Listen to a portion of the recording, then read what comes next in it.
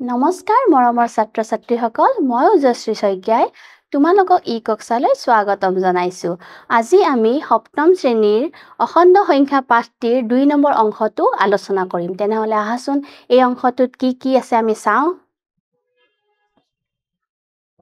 অখণ্ড সংখ্যাৰ যোগ আৰু বিয়োগৰ বিধি। আজি আমি চাম যে অখণ্ড সংখ্যাৰ যোগ আৰু বিয়োগৰ বিধিসমূহ মানি চলে নে নচলে। ১ নম্বৰত চোৱা যোগ সাপেক্ষে আবদ্ধ বিধি। তাৰ মানে যোগ সাপেক্ষে অৰ্থাৎ যিকোনো দুটা অখণ্ড সংখ্যা যোগ কৰিলে যিটো যোগফল ওলাব সেইটো অখণ্ড সংখ্যা হয় নে নহয়। ইয়াতে চোৱা a যিকোনো এটা সংখ্যা লৈছে b টো যিকোনো সংখ্যা লৈছে আৰু দুটা যোগ কৰি আমি যিটো যোগফল পাওঁ সেইটো অখণ্ড সংখ্যা হয় নে নহয় আমি চাম। ইয়াতে এতিয়া চোৱা a কি লৈছে 2 লৈছে b 3 দুটা যোগ কৰোতে কি পাইছে 5 আৰু 5 টো কি হয় এটা অখণ্ড সংখ্যা। ঠিক তেনেকে ইয়াতে a ৰ জায়গাত লৈছে 5 b ৰ জায়গাত লৈছে -8 দুটা যোগ কৰোতে আমি কি পালো -3। মুঠতে আমি ইয়াতে দেখা পাইছো যে a আৰু b বিভিন্ন ধৰণৰ সংখ্যা লৈছে আৰু সেই সংখ্যা দুটাৰ মাজত যোগ কৰোতে যিবিলাক যোগফল পাইছে সকলোবোৰ কি হয় এটা অখণ্ড সংখ্যা। তাৰ মানে আমি ক'ব পাৰো যে অখণ্ড সংখ্যাসমূহ যোগ সাপেক্ষে আবদ্ধ বিধি মানি চলে। নেক্সট ইয়াতে এতিয়া দিছে যদি a আৰু b দুটা অখণ্ড সংখ্যা হয় তেন্তে a + b সদায় কি হ'ব এটা অখণ্ড সংখ্যাই হ'ব। এবাৰ আমি চাওঁ বিয়োগৰ সাপেক্ষে এই বিধিটো মানি চলে নে নচলে। এতিয়া চোৱা ২ নম্বৰত কি আছে বিয়োগ সাপেক্ষে আবদ্ধ বিধি অৰ্থাৎ এতিয়া বিয়োগৰ ক্ষেত্ৰত ই আবদ্ধ হয় নে নহয় আমি চাওঁ। ইয়াতেও ঠিক তেনেকে যোগ সাপেক্ষে যেনেকে তালিকা এখন দিয়া আছিল ইয়াতেও আছে a আৰু b ৰ ঠাইত বিভিন্ন ধৰণৰ অখণ্ড সংখ্যা তুমি ল'ব পাৰা তোমাৰ যি ইচ্ছা যায় আৰু সেই দুটা অখণ্ড সংখ্যা যেতিয়া আমি বিয়োগ কৰিম বিয়োগ কৰিলে আমি বিয়োগফলটো কি পাওঁ সেইটো চাব লাগিব। এতিয়া চোৱা ইয়াতে -4 লৈছে ইয়াতে 1 লৈছে দুটা বিয়োগ কৰোতে কি পালো -5 আৰু -5 টো কি হয় এটা অখণ্ড সংখ্যা। ঠিক তেনেকে a ৰ জায়গাত আমি কি লৈছো 5 লৈছো b ৰ জায়গাত কি লৈছে -7 দুটা বিয়োগ কৰোতে আমি কি পালো 12 আৰু 12 টো কি হয় এটা অখণ্ড সংখ্যা। তো এনেকে আমি দেখা পালো যে বিয়োগৰ ক্ষেত্ৰত বিয়োগফলটো আমি কি পাওঁ এটা অখণ্ড সংখ্যাই পাওঁ। গতিকে আমি ক'ব পাৰো যে অখণ্ড সংখ্যা বিয়োগ সাপেক্ষে আবদ্ধ বিধি মানি মানি চলে। ইহঁতে এই অখণ্ড সংখ্যাবোৰ আবদ্ধ হয় বুলি আমি ক'ব পাৰো। নেক্সট আহা অখণ্ড সংখ্যাৰ ক্ৰম বিনিময় বিধি। অখণ্ড সংখ্যাই ক্ৰম বিনিময় বিধিটো মানি চলে নে নচলে। চোৱা ইয়াতে প্ৰথমতে আহিব যোগ সাপেক্ষে যে যোগ সাপেক্ষে ক্ৰম বিনিময় বিধি মানি চলে নে নচলে। ক্ৰম বিনিময় মানে ধৰা হল ইয়াতে এতিয়া a + b লৈছে ঠিক আছে a + b a ৰ ঠাইত তুমি যিকোনো এটা অখণ্ড সংখ্যা ল'ব পাৰা b ঠাইতো যিকোনো এটা অখণ্ড সংখ্যা ল'ব পাৰা। তাৰ পিছত সেই দুটা আমি যোগ কৰিলে যিটো যোগফল ওলাব সেইটোৰ লগত আমি কাৰ লগত মিলাব লাগিব নেক্সট আমি কৰিব লাগিব কি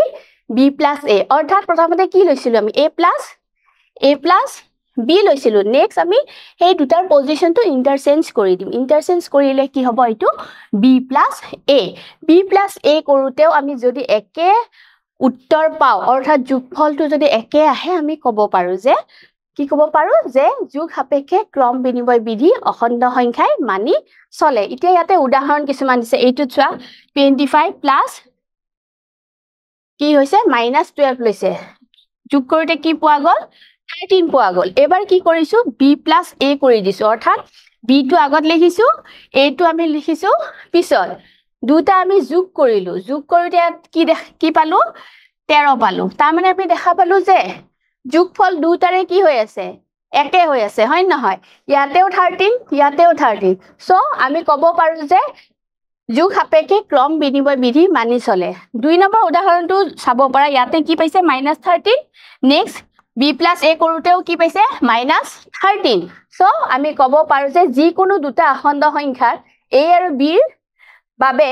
a + b = b + a অৰ্থাৎ অখণ্ড সংখ্যাই এই ক্ৰম বিনিময় বিধিটো মানি চলে। ইয়াৰ পিছত আহা বিয়োগ সাপেক্ষে ক্ৰম বিনিময় বিধিটো মানি চলে নে নচলে।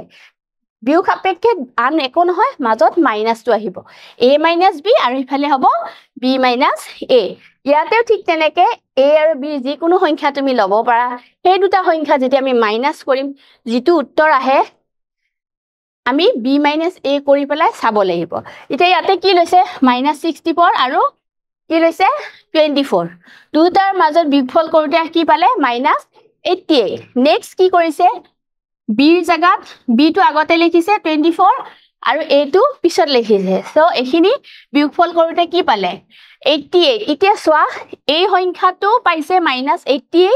আৰু এইটো কি পাইছে only 88 এটা পজিটিভ এটা নেগেটিভ সো আমি দেখা পালো যে এই ক্ষেত্ৰত বিয়োগৰ ক্ষেত্ৰত অখণ্ড সংখ্যাই ক্ৰম বিনিময় বিধি মানি একদমে নচলে ক্ৰম বিনিময় বিধিটো মানি নচলে বিয়োগ সাপেক্ষে বুজি পালা সো হেইখিনি বস্তুৱে তলত দিয়া আছে যে a - b is not equal to b - a ঠিক আছে নেক্সট আমি যাও অখণ্ড সংখ্যাৰ সহযোগ বিধি এতিয়া অখণ্ড সংখ্যাৰ সহযোগ বিধি আকৌ মানি চলে নে নচলে ইয়াতেও এক নম্বৰত কি আহিব যোগ সাপেক্ষে সহযোগ বিধি যোগৰ ক্ষেত্ৰত প্লাসৰ ক্ষেত্ৰত হি সহযোগ বিধি মানি চলে নে নচলে এতিয়া সোৱা ইয়াতে a b c তিনিটা অখণ্ড সংখ্যা লৈছে যত a + b + c b + c টো ব্ৰেকেটত থাকিব ইকুৱেল a + b ব্ৰেকেটত থাকি + c এই ক্ৰমটো বা এই হেৰিটো মানি চলে নে নচলে আমি উদাহৰণ লব পাৰো ধৰা হল এই জায়গাত আমি ললো 5 + b ৰ জায়গাত 2 + c ৰ ঠাইত -3 এনেকুৱা হলে এটো সেকেন্ড ব্ৰেকেট আহি যাব এতিয়া আমি চাও 5 প্লাস এইখিনি হ'ব 2 - 3 5 plus -1 5 - 1 equal 4 আমি এইটো সাইডে 4 পালো নেক্সট আমি এইখিনি আকৌ কৰি চাও ইয়াতে 5 plus 2 plus -3 এইখিনি হল 7 -3 সো এনসার কি পালো 4 সোৱা ইয়াতেও 4 পাইছো ইয়াতেও 4 পাইছো তাৰ মানে আমি এতিয়া কব পাৰা হৈছো যে অখণ্ড সংখ্যাই যোগ সাপেক্ষে সহযোগ বিধি মানি চলে সহযোগ বিধি মানি চলে এতিয়া চাও হা বিয়োগৰ ক্ষেত্ৰত বিয়োগ সাপেক্ষে সহযোগ বিধি মানি চলে নে নচলে আমি এইটো চাও ইয়াতেও ঠিক তেনেকে এইটো সূত্ৰই দিয়া আছে খালি থাকিব মাজত কি মাইনাস থাকিব ইয়াতে অলৰেডি কোৱা আছে যে ইহতবোৰ বিয়োগ সাপেক্ষে সহযোগ বিধি মানি নচলে এটা উদাহৰণ লৈ আমি কৰি চাব পাৰো এতিয়া এই ঠাইত যদি মই লওঁ একেটা সংখ্যাও লব পাৰো 5 - 2 -3 তেনে হলে এইখিনি পাম 5 - 2 -3 5 - 5 equal কি পালো আমি এইখিনি 0 পালো এতিয়া নেক্সট এটো সাইডৰ খিনি যদি কৰি চাও 5 - 2 -3 3 -3 equal 6 তেনে হলে সোৱা এইটো উত্তৰ সোৱা আমাৰ আৰু এইটো উত্তৰ সোৱা তাৰ মানে ইয়াতে দেখা পালো আমি যে অখণ্ড সংখ্যাই বিয়োগ সাপেক্ষে সহযোগ বিধি মানি নচলে নেক্সট আহা যোগাত্মক অভেদ বুলি কওঁতে ইয়াতে ধৰা হল শূন্য শূন্যটো হৈছে এটা সংখ্যা হয় না অখণ্ড সংখ্যা বুলিও ক'ব পাৰা শূন্য এতিয়া শূন্যৰ লগত যিকোনো সংখ্যা যেতিয়া আমি যোগ কৰিম যোগ কৰিলে কি হ'ব সদায় সেই সংখ্যাটোৱে আমি পাম আৰু যদি এনেকে দিও -6 + 0 তেতিয়াও কি হ'ব সেই সংখ্যাটোৱে বহিব তাৰ মানে আমি দেখা পালো যে এই উদাহৰণৰ পৰা দেখা পালো যে শূন্যৰ লগত যিকোনো অখণ্ড সংখ্যা যোগ কৰিলে সদায় আমি কি পাম সেই সংখ্যাটোৱে পাম যিটো সংখ্যা যোগ হৈছিল শূন্যৰ লগত সেই সংখ্যাটোৱে আমি সদায় পাম আৰু হে আমি ক'ব পাৰো যে অখণ্ড সংখ্যাৰ লগত শূন্য যোগ কৰিলে বা শূন্যৰ লগত যিকোনো অখণ্ড সংখ্যা যোগ কৰিলে যোগফল সেই সংখ্যাটোৱে হয় সেই সংখ্যাটোৱে আমি সদায় পাওঁ a যিকোনো এটা অখণ্ড সংখ্যা হলে a + 0 = a = 0 + a অৰ্থাৎ সেই সংখ্যাটোৱে সদায় আহিব হেয়ে অখণ্ড সংখ্যাৰ ক্ষেত্ৰত শূন্য যোগাত্মক অভেদ বুলি কোৱা হৈছে যোগাত্মক অভেদ অৰ্থাৎ এডিটিভ আইডেন্টিটি ঠিক আছে নেক্সট আমি চাও উদাহৰণ 2টোত চাও কি দিছে 4 জোৰ অখণ্ড সংখ্যা লিখা যাৰ যোগফলটো কি হ'ব -7 কি দিছে 4 জোৰ অখণ্ড সংখ্যা 4 জোৰ নেলে সময় দুটা বাৰ কৰি দিও দুটা তোমাকে নিজেও কৰিব পাৰিবা কি হ'ব লাগিব যোগফলটো -7 দুটা সংখ্যাৰ মাজত থাকিব লাগিব প্লাস গতিকে আমি কি সংখ্যা দিলে এনসাৰটো কি পাম -7 পাম ধৰা হল এটো -10 + 3 নেক্সট 2 নম্বৰটো চাও আৰু কি দিব পাৰো -4 + -3 এইটো কি পাম -4 পাম হয়নে নিজেও বিভিন্ন ধৰণৰ সংখ্যা দি পেলাই কৰি চাবাচোন যে -7 আৰু কি সংখ্যা দিলে আমি পাও আৰু এটা কৰি দিও আমি ইয়াতে লব পাৰো -6 + -1 হলেও আমি কি পাম -7 পাম হয়নে আৰু 4 নম্বৰটো তোমালোকে নিজে ঘৰত কৰি চাবা হ'ব নেক্সট আমি চাও উদাহৰণ 2 উদাহৰণটোত কি দিছে 4 জোৰ অখণ্ড সংখ্যা লিখা যাৰ বিয়োগফলটো কি হৈ আছে 4 হৈ আছে বিয়োগফলটো কি হৈ আছে 4 এটো সহজ এনসাৰটো হ'ব লাগিব 4 দুটা সংখ্যাৰ মাজত থাকিব লাগিব মাইনাস সো ইয়াতে 6 - 2 কৰিলেও 4 পাবা হয়নে আৰু কি পাবা 8 - 4 দিলেও আমি 4 পাম দুটা বিয়োগফলৰ মুঠতে বিয়োগ হ'ব লাগিব সো এনেকে বাকি 3 আৰু 4 টো তোমালোকে কৰিব পাৰিবা ইয়াৰ পিছত আহিব আমাৰ অনুশীলনী 1.1 আহা এতিয়া চাও অনুশীলনী 1.1 ত কি প্ৰশ্নবিলাক আছে এতিয়া 1 নম্বৰটোত কি দিয়া আছে 5 আৰু -13 ৰ মাজত কিমানটা অখণ্ড সংখ্যা আছে 5 আৰু -13 ৰ মাজত এতিয়া হেনেকে ভাবিলে ধনাত্মক সংখ্যাবিলাক সেইফালে থাকে হয় নহয় এইফালে থাকিব ধনাত্মক সংখ্যা আৰু ঋণাত্মক বিলাক থাকিব বাওফালে হয়নে এতিয়া 5 আৰু -13 ৰ মাজত তেনেহলে এই দুটাৰ মাজত বুলি ক'লে এই দুটা সংখ্যা নাহে ইহতৰ মাজৰ সংখ্যাখিনি আহিব কি আহিব যদি এনেকে ভাবো ধৰা হলে এডাল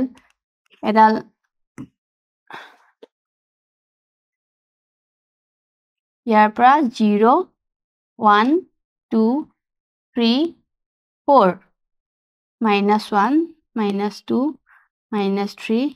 -4 -5 -6 -7 -8 -9 -10 আমি আৰু অলপ বঢ়াই দিব লাগিব তাকে স্কেল ইউজ কৰিবা হা স্কেল ইউজ কৰিবা এখিনি কাৰণে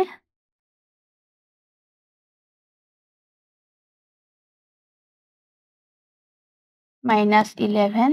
-12 -13 এইটো নালাগে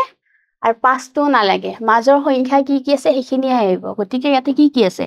1 2 3 4 5 6 7 8 9 10 11 12 13 14 15 16 17 অৰ্থাৎ কেইটা আছে 17টা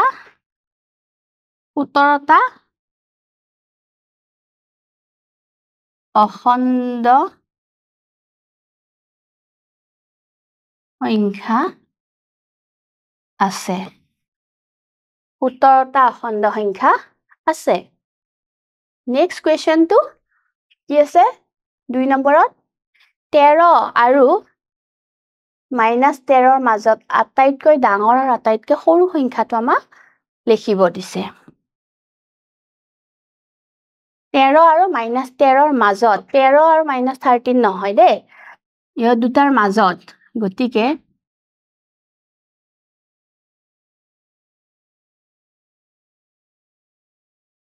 আটাইতকৈ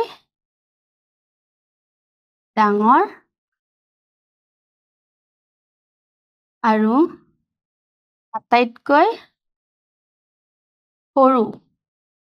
কি হ'ব ধনাত্মক সংখ্যা পজিটিভ নাম্বাৰটো সদায় ডাঙৰ হ'ব গতিকে 13ৰ পিছত কি আহিব 12 আহিব সো 12টো হ'ব সবতকে ডাঙৰ আৰু আটাইতকৈ ডাঙৰ আৰু -13ৰ আগত কি আছে -15 হেতু হ'ব আটাইতকৈ সৰু বুজি পালা নেক্সট আমি যাও 3 নম্বৰ প্ৰশ্ন তলত দিয়া অখণ্ড সংখ্যাবোৰ সংখ্যা ৰেখাত বহুৱাব দিছে এতিয়া ইয়াতে প্ৰত্যেকটোৰ কাৰণে তোমালোকে বেলেগ বেলেগ সংখ্যা ৰেখাও আঁকিব পাৰা বা একেটা সংখ্যা ৰেখাটো উটেখিনি দেখুৱাই দিব পাৰিবা দুটাতে শুদ্ধ হ'ব তো এতিয়া এইটোত আমি সংখ্যা ৰেখাডাল আঁকি দিলো যেহেতু -10 আছে সেইকাৰণে মই এইফালে অলপ বেছি ঠাই ৰাখিছো 1 2 3 4 5 -1 -2 -3 -4 -5 -6 -7 -8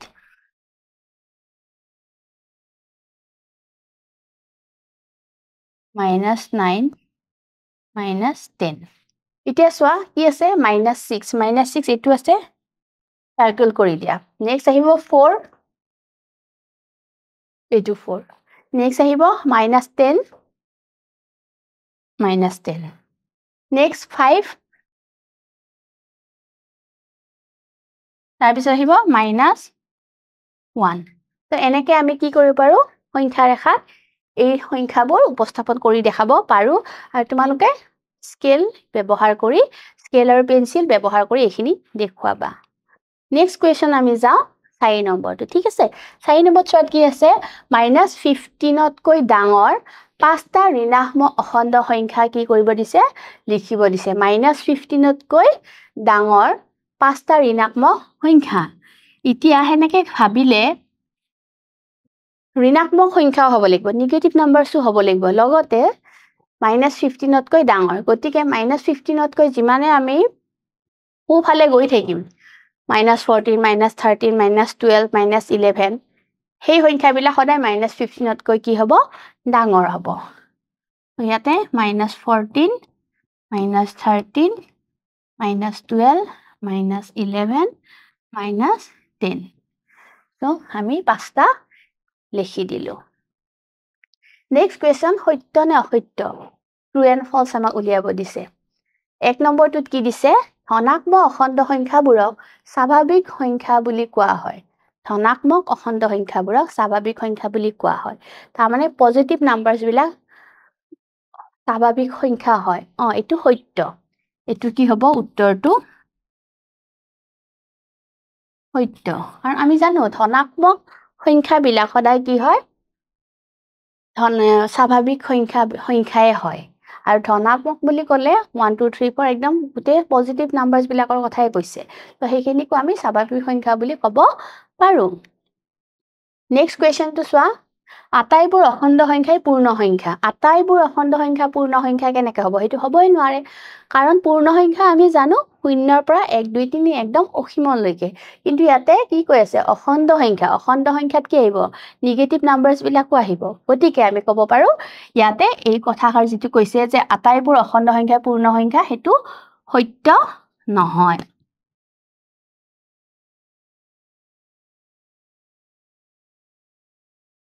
ইয়াৰ পিছত আমি নেক্সট কোৱেশ্চনটো চাও সংখ্যা ৰেখাডাল 0ৰ দুইফালে অসীমলৈকে বিস্তাৰিত হেতু হয় সংখ্যা ৰেখাডাল 0টো মাজত থাকিব আৰু দুইফালে এটা সাইডে পজিটিভ নাম্বাৰছ বিলাক একদম অসীমলৈকে আৰু এটা সাইডে নেগেটিভ নাম্বাৰছ একদম অসীমলৈকে গতিকে এইটো সত্য নেক্সট এবাৰ 4 নম্বৰটো চাও 0 আৰু ঋণাত্মক অখণ্ড সংখ্যাবোৰৰ পূৰ্ণ সংখ্যাৰ থোপটো গঠিত এটো হ'ব নোৱাৰে কাৰণ 0 আৰু ঋণাত্মক সংখ্যা হলে হেবিলাক অখণ্ড সংখ্যাই হ'ব হেতু পূৰ্ণ সংখ্যা হ'ব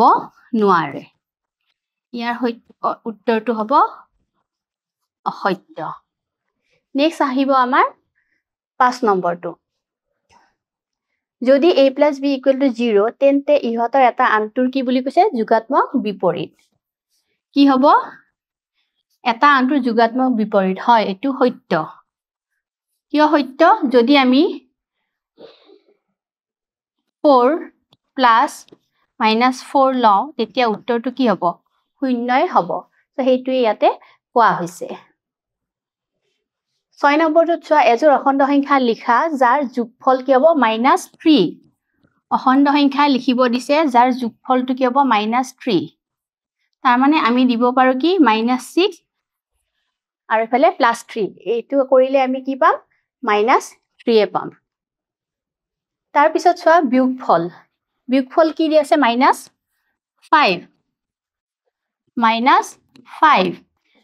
-5 হ'ব লাগিব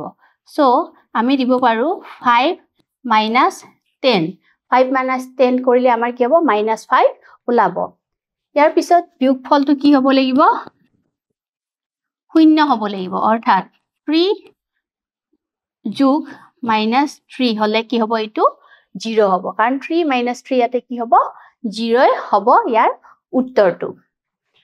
ইয়াৰ পিছত 4 নম্বৰটোত চোৱা 4 নম্বৰটোত চোৱা বিয়োগফলটো কি হ'ব লাগিব 2 হ'ব লাগিব 2 তাৰ মানে 4 - 2 কৰিলে আমি কি পাম 2 পাম ইয়াৰ পিছত আহা এজোৰ ঋণাত্মক অখণ্ড সংখ্যা লিখা যাৰ বিয়োগফল কিমান বুলি কৈছে 6 বুলি কৈছে দুটা কি হ'ব লাগিব ঋণাত্মক অখণ্ড সংখ্যা আৰু বিয়োগফলটো কি হ'ব লাগিব 6 হ'ব লাগিব গতিকে আমি কি দিব পাৰো -6 - -12 এটো কি হ'ব -6 + 12 হলে উত্তৰটো আমি কি পাম 6 পাম ইয়াৰ পিছত চোৱা সংখ্যা a আৰু b নিৰ্ণয় কৰিব দিছে যাতে a + b কি হয় এটা ধনাত্মক সংখ্যা হয় ইয়াতে আমি 2 + 3 কৰিলে কি পাম 5 পাম আৰু এটো এটা কি হয় ধনাত্মক অখণ্ড সংখ্যা নেক্সট দিছে আমা a not equal to b হ'ব লাগিব 2 not equal to 3 তাৰ পিছত a - b equal to কি হ'ব লাগিব 0 হ'ব লাগিব a - b তাৰ মানে 5 - 5 কৰিলে কি হ'ব 0 হ'ব নেক্সট বাকসৰ ভিতৰৰ খালি ঠাই পূৰ কৰিব দিছে এতিয়া চোৱা ইয়া 1 নম্বৰ দিয়া আছে এটো কি হ'ব a যদি ধৰো এটো যদি b ধৰো a + b হৈ গল আৰু এফালে এটো b + a হ'ব হয় ন এটো ক্ৰম বিনিময় বিধি মানি চলে যেহেতু অখণ্ড সংখ্যাই এটোৰ উত্তৰ হ'ব -15 নেক্সট আমি 2 নম্বৰ প্ৰশ্নটো চাও এটোত আছে এটো সহযোগ বিধিত আছে বুলি ক'ব পাৰো তিনিটা সংখ্যা আছে a + b + c এটো a + b + c গতিকে ইয়াতে কি হ'ব উত্তৰটো 5 হ'ব নেক্সট 3 নম্বৰটোত চোৱা -23 প্লাস কি সংখ্যা লগত অখণ্ড সংখ্যা যোগ হলে সেই সংখ্যাটোৱে পোৱা যায় আমি জানো হেতু হল যোগাত্মক অভেদ অৰ্থাৎ শূন্য শূন্যটোৰ লগত যিকোনো সংখ্যা যোগ হলে সদায় উত্তৰটো কি হ'ব সেই সংখ্যাটোৱে হ'ব নেক্সট 4 নম্বৰটো চোৱা -19 প্লাস কি সংখ্যা দিলে আমি কি পাম 27 পাম -8 দিলে আমি কি পাম -19 - 8 equal to -27 পাম সো ইয়াতে -8 হ'ব ইয়াৰ উত্তৰ নেক্সট 5 নম্বৰটো চোৱা x + 12 equal to 0 হলে x equal to কি হ'ব ইয়াতে শূন্য কেতিয়া পাম যেতিয়া আমি ইয়াৰ যোগাত্মক বিপৰীত সংখ্যাটো পঢ়ুৱাম অৰ্থাৎ 12 আছে ইয়াতে x ৰ মান কি হ'ব -12 x ৰ মানটো কি হ'ব -12 গতিকে এইখিনিয়ে আছিল আমাৰ আজিৰ এই ভিডিওটোত আশা কৰিছো যিখিনি বস্তু বুজাই দিছো ভালকে বুজি পাইছা নমস্কাৰ ধন্যবাদ